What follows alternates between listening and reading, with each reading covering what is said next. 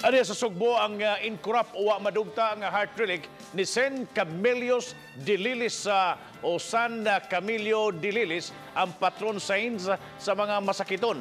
Haom ug tukma kayong iyang pagbisita kay karon mao ang Miyerkules sa Badlis. Ano ang report? Isi patron sa mga masakiton, tuyo gayod nga gipahimutang sa iyang pag-abot dinhi sa Sugbo ang incorrupt o wala madugta nga kasing-kasing ni Saint Camillus sa congregation sa mga Camillian Sisters. Kining maong mga madre mauusab ang nag-atiman sa usa ka home for the aged sa barangay San Jose ni Dakbayan sa Sugbo.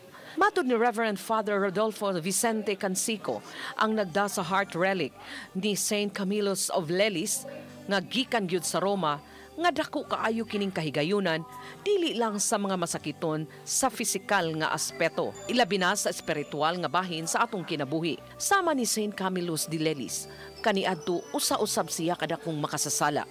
Usaman siya kasundaw apan nahimo usab nga sugarol, adik, bully, ug uban pa nga masalaypon nga buhat. Apan nalukmay sa tawag sa Ginoo hangtod nga nahimong santos ug dangpanan sa mga masakiton kay ni serbisyo man usab siya sa usa ka ospital. Mausab nga siya ang patron of the sick and hospitals. Sa wa pa siya dad-a sa Cebu Metropolitan Cathedral, gihatagan una og dakong kahigayunan ang mga magtutuo nga makayukbo sa iyang kasing-kasing aron mangayo og pangaliya. Tumong usab kaayong nga Miyerkules sa Badlis karon, usa ka balaanon nga oportunidad nga makapangayo sa iyang pangama o intercession. Katapusang mibisita ang incorrupt heart relic ni Saint Camillus of Lelis ni adtong tuig 2013 dinhi sa Sugbo. Hello, magandang araw sa ating mga kapuso dito sa Sugbo. Pwede pala magbago tayo.